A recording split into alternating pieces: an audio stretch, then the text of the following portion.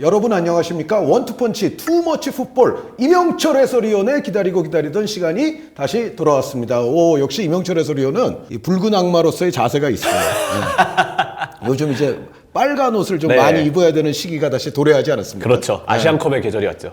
여태까지 아시안컵의 역사를 보면 우리가 약간 아시안컵을 등한시했던 때도 있었어요. 근데 이게 이제 왜 그러냐면 월드컵 지역 예선, 본선 여기에 또 엄청나게 매진을 해야 되잖아요.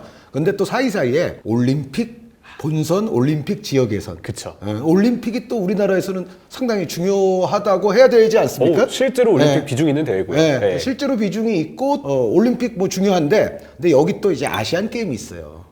사실 아시안 게임은 올림픽은 그래도 FIFA 시스템 안에 그래도 연령별 23세 이하로 이제 들어온다고 볼 수가 있는데 아시안 게임은 사실 그렇진 않거든요. 그렇죠. 네. 그러나 아시안 게임도 우리 축구에는 중요한 의미가 있죠. 왜냐하면 사실 뭐 병역 이런 얘기를 하고 싶진 않지만 어쨌든 병역 혜택을 받으면 그 선수들이 자신의 커리어를 발전시키는데 아무래도 도움이 되고 또 그 선수들 가운데서 예를 들어 뭐 유럽에서 활약을 한다 그러면은 우리 전체 축구의 활성화에 대해서도 이게 유익하다고 봐야 되거든요. 그렇죠. 네, 그래서 사실은 병역에 대한 얘기는 또 좀 다른 논란의 이슈이기는 합니다만 어찌됐건 아시안 게임도 대한민국 축구에서 의미를 지니는 건 사실이고 그럼 그렇다고 해서 우리가 등한시했기 때문에 여태까지 64년 동안 트로피가 없느냐 그건 또 아니에요. 그렇죠. 우리도 이제 21세기 한 중후반부터는 나름 아시안컵에 신경을 썼거든요. 그렇죠. 힘을 좀 들였고 우승해야 된다는 얘기들도 미디어에서 많이 반복을 했고요. 그렇죠. 중요한 거다. 이거 유로나 코파 아메리카와 같은 거다.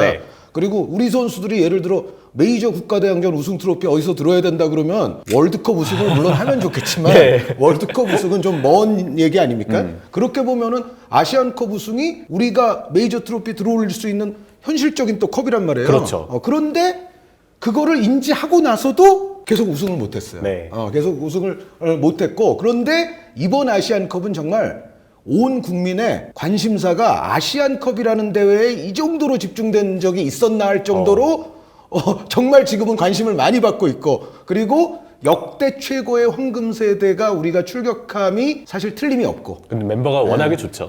그래서 이번 아시안컵은 정말 중요한데 어쨌든 그 이명철 해설위원에게 오늘 이제 들어볼 이야기는 우리가 마지막 이라크전 평가전을 했습니다. 이라크전에 관련된 이야기 그리고 이라크전에서 나타났던 뭔가 문제점이 있다면 문제점 그리고 잘했던 점이 있다면 잘했던 점 그리고 아시안컵에 대한 대체적인 전망까지 들어보는 시간을 갖도록 하겠는데 자 이라크전 우리의 일단 출격했던 첫 선발 라인업은 어떤 생각이 드셨어요? 역시 이제 당장 주전들을 쓰기보다는 일단 경기 감각을 끌어올리는데 시간이 좀 필요한 선수들 상황이 급한 선수들을 우선적으로 썼다는 생각이 듭니다. 아무래도 지금 한국의 K리그를 뛰고 있는 선수들은 12월 초에 시즌이 끝났기 때문에 한 달가량의 휴식기가 있었잖아요. 어떻게 보면 이제 1년을 푹 정말 열심히 뛰었던 선수들이 이제 좀 쉴 수 있는 시간이 온 건데 그 한 달을 쉬고 다시 실전에 돌아왔기 때문에 그래서 그 K리그 선수들을 우선적으로 기용하면서 감각을 일단 좀 끌어올릴 수 있는 그런 시간을 주는 것에 일단 선발 라인업이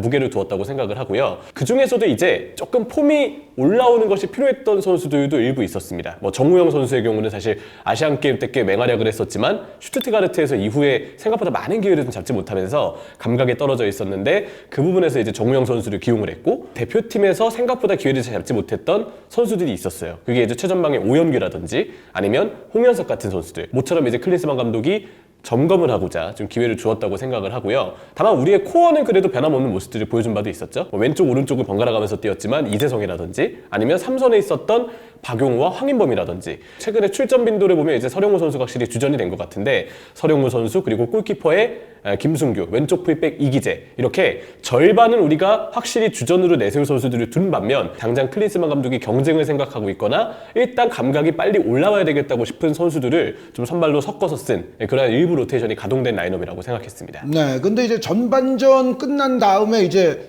매치 도미넌스라고 해서 또 얼마나 기대 위협이 높았느냐를 보는 이제 그래픽 지표를 보면 전반전 우리가 초반은 이라크에게 좀 고전을 했던 그런 내용이었어요. 맞습니다. 아무래도 이제 실제로 우리가 실수가 좀 있었고 대체적으로 김영건 선수나 뭐 정승현 선수도 그렇고 좀 오랜만에 경기를 뛴 선수들이 한 달 동안의 이 실전 감각이 떨어진 후유증이 있잖아요. 그래서 15분 정도를 전후로 해서 예열이 좀 되기까지 저는 소요된 시간이 좀 있었다고 생각을 하고요. 그리고 또 하나는 이날 이제 이 이라크 대표팀의 4-2-3-1 전형을 우리가 시작할 때부터 예측하고 수비가 되는 느낌은 아니었어요. 네. 이날 이제 공격형 미드필더였던 파이번의 바이시 선수가 아래쪽에서 프리롤처럼 왼쪽 오른쪽을 좀 U자 형태로 돌아다니는 형태로 침투를 가져갔는데 정승현 선수와 바이시의 그 침투 상황에서 단순히 속도에서 밀렸다기보다는 저는 이 선수의 위치와 움직임을 파악하는데 1차적으로 예측이 안 됐다고 좀 봤거든요. 그러니까 물론 이라크가 16강에서 우리와 만날 확률이 꽤 있기는 한 팀이긴 하지만 어쨌든 조별리그에서 같이 들어있는 팀은 아니기 때문에 네. 뭔가 이라크 선수들 하나하나에 대한 분석은 조금 부족했을 가능성이 있고 8번의 바이시 같은 선수의 움직임과 특성에 대해서는 좀 분석이 없지 않았느냐 그렇죠. 라는 말씀이시죠? 초반에는 그랬어요. 전반 한 20분 정도까지는 그 4-2-3-1 전형의 상대 공격 움직임을 우리가 미처 예측하지 못하면서 수비 미드필더 사이 공간을 내주는 경우들이 많았습니다. 센터백들도 원톱 수비에 집중하다 보니까 처진 공격수나 공격형 미드필더의 바이시가 계속 자유로운 상황이 나왔는데 근데 20분 정도가 딱 지나니까 이제 감각이 떨어져 있던 우리 선수들도 슬슬 리듬이 좀 올라오기 시작하고 그리고 상대 4-2-3-1 전형을 이제 확실하게 우리가 파악을 했어요. 그래서 후방에 있는 자원들이 정승현, 김영건 중에 한 명은 원톱을 맡고 한 명은 바이시를 맡고 이런 식으로 확실한 대인 수비가 이루어지니까 자연스럽게 이라크의 공격을 우리가 틀어막고 매치 도미넌스, 경기에 대한 어떤 지배권을 우리가 조금씩 올려나갔던 시간대가 이어졌다고 생각했습니다. 네, 그래서 결국은 초반부에 좀 고전하기도 했습니다만 이재성 선수의 원더골이 네. 터지면서 전반전 어쨌든 그것이 이제 또 결승골로 이제 나중까지 지켜지잖아요. 그런데 우리가 어쨌든 앞선 형태로 전반전을 마쳤는데 그 멤버 기용이 이제 뭐 좀 냉정하게 말하면 한 우리가 1.5군 정도의 기용을 했던 이 전반전을 전체적으로 총평을 한다면 어떤 의견이신가요? 네, 역시 이제 평가전은 우리가 어떤 부분을 실전을 앞두고 보완을 해야 되는지 그걸 파악하는 게 좀 1순위라고 생각을 하거든요. 저는 뭐 선수들 경기 리듬이 15분, 20분까지 올라오지 않은 부분은 현실적인 일정을 봤을 때 우리가 좀 감수를 해야 될 부분이었다. 그 부분에 대해서 직접적인 비판이나 어떤 우려점을 얘기하고 싶지는 않고요. 우리가 이제 클린스만 감독 체제에서 지난 1년을 쭉 보았고 지금 평가전까지 쭉 보면서 제가 느끼는 불안점은 간격에 대한 문제입니다. 상대의 4-2-3-1의 어떤 전형 그리고 움직임 이에 대한 확실한 예측이 안 되고 파악이 안 된 것도 물론 이유가 되겠지만 한편으로는 우리의 수비 간격이 순간순간 좀 넓게 벌어질 때가 있어서 결국은 상대 이선 움직임이나 뒷공간 침투 움직임에 공략당할 여지가 있다고도 설명을 할 수 있거든요. 그나마 다행히 우리가 이라크의 전형을 그래도 20분 정도 전후로 해서 빠르게 파악을 했고 후방 자원들이 그래도 안전한 수비를 보여주면서 위기 상황을 최소화할 수 있었지만 중간중간 우리가 득점 직후의 상황이라든지 후반전 몇몇 장면이라든지 조금 불안했던 장면들이 이후에도 좀 있기는 했었어요. 네. 그리고 아시안컵 때도 아마 비슷한 상황이 이어질 텐데 사실 우리가 아시아권에서 만나는 팀들은 월드컵에서 만나는 팀들처럼 우리를 위기로 궁지로 엄청 많이 몰아넣지는 않거든요. 다만 우리가 상대에게 볼이 가고 롱패스가 날아온다고 해도 결국 그걸 우리가 좀 안정적으로 방어하는 모습을 보여줘야 되는데 실전에서도 이번 이라크전처럼 위기를 좀 내줬을 시에는 상대의 동기부여나 선수들의 면면도 더 실전에서는 뛰어날 거기 때문에 굉장히 위험할 수 있다. 저는 그래서 이번 경기를 통해서 우리의 수비 간격이 지금 좀 어떤지 다시금 점검이 필요하지 않나라는 일단 느낌을 받았던 것 같습니다. 네, 우리 저 쿠팡 플레이의 이근호 위원도 네. 그 비슷한 문제를 지적을 했습니다만 그 우리가 일단 포메이션이 4-1-4-1 같은 형태였잖아요. 그러니까 박용우 선수 한 명을 두고 홍현석 선수와 황인범 선수는 이제 오르락 내리락 했지만 궁극적으로는 이 두 선수 모두가 이제 공격 지향적인 이제 미드필더로 기용이 됐는데 순간적으로 수비 라인과 미드필드 라인 사이의 공간에는 박용우 혼자만 덩그러니 있는 장면에서 우리가 나가다가 이제 빌드업이 끊겼을 때는 상대에게 충분히 좋은 패스를 시도할 수 있는 공간적인 여지를 우리가 좀 많이 줬었고 실제로 이제 바에시 같은 선수의 침투나 그런 걸 당했던 원인도 사실은 거기 좀 있잖아요. 그렇죠. 예, 그런데 이제 실제로 실전을 또 우리가 이제 아시안컵에 가서 물론 뭐 16강 이후부터는 어떨지 모르겠습니다만 적어도 조별리그 단계에서는 좀 이런 상황을 우리가 많이 맞이할 수도 있어요. 네. 우리 이제 이 공격시 구조를 보면 여전히 클린스만 감독이 4-1-4-1에서 2-3-5로 변형이 되는 구조를 좀 지향하고 있다 생각을 하는데 좌우 하프 스페이스로 황인범과 홍현석 이렇게 올라갔을 때는 딱 전방 5명이 되면서 박용우만 가운데 있고 옆에는 풀백 그리고 센터백이 후방에 2명이 남는 2-3-5가 되죠. 2-3-5의 이 역삼각형 트라이앵글이 계속 측면에서 볼을 좀 주고받고 결국 한쪽 측면에서 반대로의 전환 혹은 한쪽 측면에서의 연계를 통한 크로스 뭐 컷백 이러한 형태로 이제 마무리를 좀 진행하는데 문제는 우리의 공격이 그만큼 좌우를 넓게 쓰고 게다가 후방에서 나가는 패스들도 꽤 선굵은 패스에 좀 우리가 시도를 할 때가 많거든요. 그러다 보면 간격이 벌어지죠. 그렇죠. 종간격, 횡간격. 그래서 결국 종간격, 횡간격이 이렇게 벌어진 상황에서 공격이 끊기거나 도중에 연결 과정에서 볼이 끊겼을 때 우리가 후방의 숫자가 적은 상황에서 또 간격이 벌어진 상황에서 굉장히 큰 위험 상황을 내줄 가능성이 있다고 생각을 합니다. 네. 다른 나라들 가운데에도 이번에는 다크호스들이 좀 다른 대회보다는 많은 것 같아요. 그러니까 이라크도 최근에 그 러시아, 콜롬비아 제외하면은 아시아권 팀들과의 대결에서 1년 동안 뭐 패배가 없는 팀이고요. 네. 그리고 그 사이에 걸프컵 우승도 했고 아라비안 걸프컵 그리고 태국에서 열렸던 또 킹스컵 우승도 해서 이라크도 아주 상당히 분위기 좋고 해외파도 이제는 많은 팀이거든요. 그렇죠. 네. 그래서 신구조화가 좀 잘 됐다는 느낌이 이번 멤버를 보면서도 많이 느껴졌죠. 그렇죠. 그런데 거기에 벤투 감독이 가 있는 아랍에미리트. 이 팀도 벤투 감독 6경기에서 최근 6연승을 했어요. 그런데 상대들을 보면 또 그렇게 약한 상대들도 네. 아니에요. 여기에 우즈베키스탄이 있는데 이 우즈베키스탄 같은 경우는 뭐 다 이긴 건 아니고 무승부가 조금 포함되어 있는데 이 무승부들이 또 강호들하고 무승부예요. 그렇죠. 그리고 나머지는 또 우즈벡도 다 이겼거든요. 그래서 이라크, 아랍에미리트, 우즈베키스탄 요 나라들의 어떤 근 한 1년 정도 경기의 상승세를 봤을 때는 충분히 이 셋은 다크호스가 가능하다. 그러면은 아시다시피 뭐 대한민국, 일본, 호주, 이란, 사우디아라비아 여기 이제 개최국이니까 아무래도 카타르는 좀 어드밴티지 줘야 되거든요. 네. 그리고 카타르가 뭐 멤버상 아주 약한 팀도 아니고 그렇게 따졌을 때 6팀이잖아요. 네. 여기 아까 말씀드렸던 이라크, 우즈벡, 아랍에미리트까지 하면 9팀 정도는 제가 봤을 때 세요. 그렇죠. 네, 9팀 정도는 세고 또 말씀 안 드린 가운데에서 또 어떤 팀이 또 불쑥 딴지를 걸지 모르는 이제 그런 상황이기 때문에 정말 대회 실전에 들어가면 우리에게 실수가 나오거나 방금 말씀하신 간격의 문제가 발생했을 때 이걸 골로 연결시킬 수 있는 팀들은 저는 실전에서는 더 있다고 봐요. 그렇죠. 그러니까 이라크도 이날 총력이라고 보기는 어려운 네. 날이었거든요. 우리가 간격이 일단 벌어지면 선수들 개개인의 수비력이 아무래도 더 많이 요구를 받을 수밖에 없거든요. 이번 대회에서는 특히 김민재 선수가 결국은 중요할 수밖에 없다. 네. 후방의 숫자가 적고 간격이 벌어진 상황에서 선수 개개인의 수비력이 필요한 상황이고 또 하나는 왼쪽 풀백 이기재 선수를 아마 클린스만 감독이 지금까지의 상황으로 보면 계속 주전으로 중용을 할 것 같거든요. 이기재 선수가 이번 경기에서도 킥을 통해서 왜 이기재가 좋은 선수인지 증명을 한 반면 수비 상황에서는 다소 좀 느린 발과 뒷공간 때문에 상대 공격을 어쩔 수 없이 반칙으로 끊으면서 이기재가 수비적으로는 조금 불안할 수 있겠구나라는 느낌도 덩달아 주었던 경기라고 생각을 합니다. 네, 이기재 선수가 사실 우리 원투펀치에도 찾아오셨던 네. 예전에 게스트도 했던 선수인데 감사하죠.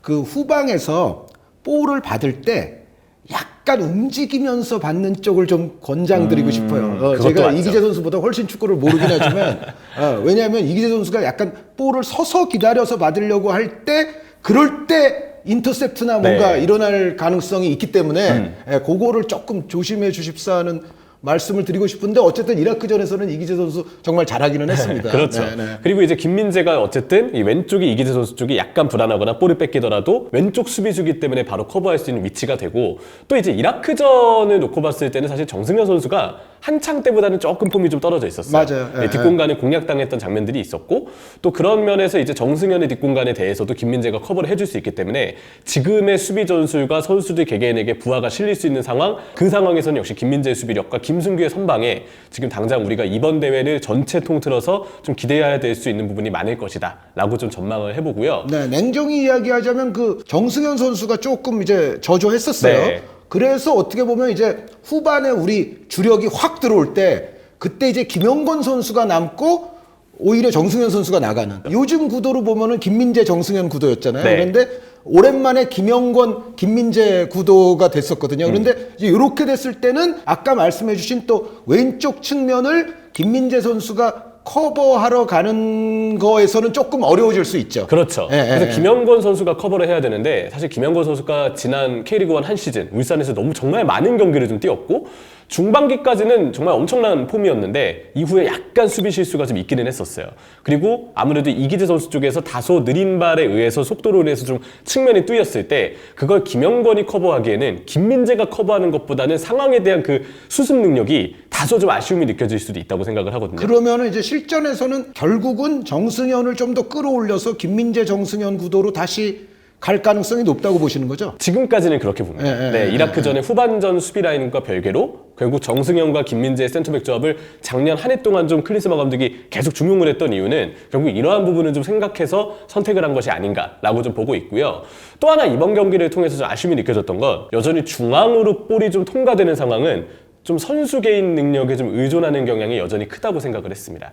작년 한 해 동안에도 그렇고 이번 경기도 마찬가지인데 결국은 황인범이 내려와서 볼을 운반하거나 직접 끌고 올라와주는 플레이, 측면에 있는 이재성이 가운데로 내려와서 이재성이 횡으로 움직이면서 풀어주는 플레이들, 그게 나와야 우리가 비로소 이제 중앙 쪽에서 볼이 좀 점유가 되고 순환이 되거든요. 측면에 좀 의존적인 성향이 드러나고 그러다 보니까 볼을 뺏겼을 때 우리가 이미 간격이 벌어져 있기 때문에 결국 위기 상황에 대한 수습을 할 수 있는 능력이 다소 떨어지지 않나라고 생각을 하는데, 간격에 대한 문제와 연관지어서 우리가 중앙을 조금 더 체계적으로 활용하는 패턴이 있었으면 좋겠다 라는 생각도 이번 경기를 통해서는 좀 느꼈던 것 같습니다. 네, 그런데 이제 손흥민 선수가 이제 선발 들어오고 네. 또 이강인 선수가 선발 들어와서 중앙지향적인 플레이를 하면 중앙에서의 이제 연계도 매끄럽게 일어날 수 있지 않을까요? 그렇죠. 일단 손흥민 선수가 클린스만 체제에서는 계속 가운데 약간 처진 공격수처럼 기용이 되는데 거의 뭐 프리하게 돌아다니잖아요. 그럼 손흥민 선수가 있는 것만으로 당연히 상대는 안쪽으로 쏠릴 수밖에 없을 거예요. 선발조에 우리가 이번 이라크전에 손흥민 선수가 없었기 때문에 상대가 따라 나오지 않으면서 다소 이제 우리의 그 중앙 지분이 좀 덜 나왔을 수 있거든요. 근데 그건 또 후반전을 통해서 보면 결국 손흥민 선수 쪽으로 또 상대 수비가 많이 쏠리면서 좌우 측면의 공간이 우리가 원하는 대로 열렸기 때문에 그 시간대부터는 역시 우리가 또 상대가 비워두는 공간을 능동적으로 공략을 했다. 다만 이제 70분 때부터는 우리도 에너지를 비축하기 위해서 약간 관리를 했기 때문에 그 전까지 경기 내용을 보면 우리가 손흥민 효과를 보면서 조금 더 원하는 공간을 창출하고 활용하지 않았나라고 생각을 하고요. 다만 그러다 보니까 현재까지 느끼게 되는, 제가 좀 정리하게 되는 내용은 여전히 정예 멤버가 있을 때 없을 때의 조직력 차이는 좀 있어 보인다. 그러니까 핵심 자원들이 더 다 들어온 다음에 우리가 골을 추가하진 못했지만 그래도 전술적으로 보면 역시 핵심 자원들이 있을 때가 우리의 무게감도 올라가지만 상대가 그만큼 우리를 방어하기도 어려워진다. 네, 아무래도 1년 동안 클린스만이라는 감독이 3월에 새로 오면서 사실 3월 A매치는 본인의 어떤 지시대로 팀을 운영해서 경기를 치르기는 좀 시간적 여유가 매우 부족했고요. 현실적으로 클린스만 감독이 조금씩 선수들에게 자신의 지도 스타일을 입히고 본인의 어떤 팀 운영 방식을 채택한 거는 6월부터라고 생각을 하는데, 그러면 한 반년 정도의 기간이거든요. 네. 그 반년의 기간 동안 옳고 그름을 떠나서 정예 멤버들의 조직력을 일단 맞추는 쪽에 클린스만 감독은 최대한 집중했다고 생각이 들어요. 그래서 지금 우리의 어떤 그 팀 스타일을 보면 정예 멤버들은 반년 동안 조직력을 잘 맞췄고 워낙 개인 능력도, 변수를 일으킬 수 있는 개인 능력도 우수하기 때문에 현재로서는 가장 막강한 전력을 지니고 있는 거는 사실인 것 같아요. 다만 이 정예 멤버가 빠져 있을 때 우리가 위기 관리를 하기 위해서 새로운 자원들을 수혈하고 팀이 또 새롭게 꾸려지기 때문에 거기에 대해서는 분명 좀 디테일한 어떤 전술 지시나 좀 세부적인 움직임들, 그런 부분들이 필요해질 수 있거든요. 다만 그럴 때는 우리가 아직 준비가 된 부분이 아직까지는 완전해 보이지 않아서 위기 관리 능력에 대해서는 확실히 현재까지 우리 대표팀이 좀 걱정되는 부분은 있다, 라는 생각이 좀 들기는 합니다. 네, 그러니까 이라크전에서의 우리의 뭐 불안감 네. 크게 두 가지로 임 의원님께서 요약해 주신 것 같은데, 하나가 일단 그 간격의 문제, 네. 상대에게 끊겨서 역습당할 때의 문제, 이제 그 부분하고 정말 많이 기용됐던 주력 멤버들끼리는 서로 간에 뭐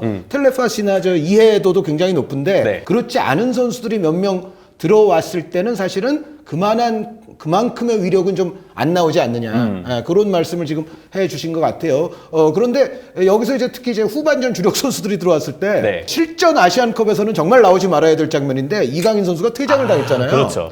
요거에 대해서도 좀 한 말씀 해 네. 주시면 좋겠어요. 첫 번째 경고 상황이 상대가 볼을 잡았는데 이강인 선수가 좀 늦게 들어와서 볼과 무관하게 몸 대 몸으로 약간 충돌이 됐던 장면이 있었어요. 이거는 제가 보기에도 경고가 맞습니다. 그때 아마 받았던 것 같아요. 한 장이 있었던 것 같아요. 그리고 두 번째 경고 상황은 부심에게 이거 너무 상대 도전이 좀 거칠었던 거 아니냐라고 항의를 했는데, 그 과정에서 상대 선수에게 팔꿈치에 약간 이 턱 쪽을 맞고 그 다음에 이강인 선수도 화를 내면서 좀 밀치는 장면이 있었죠. 그러다가 이제 상대 선수가 또 머리를 들이미면서 신경전을 도발을 더 일으켰는데, 원인 제공과 조금 이제 좀 더 폭력적인 행위를 한 거는 상대 선수가 맞기는 하나 규정상 보면 그에 대한 대응 행동과 보복 행동에 대해서도 주심에게 엄격하게 징계를 내릴 것을 규정상에는 명시가 되어 있잖아요. 그리고 경고가 한 장 있었기 때문에 그랬다면은 사실은 거기서 좀 참는 게 좋았죠, 사실. 그렇죠.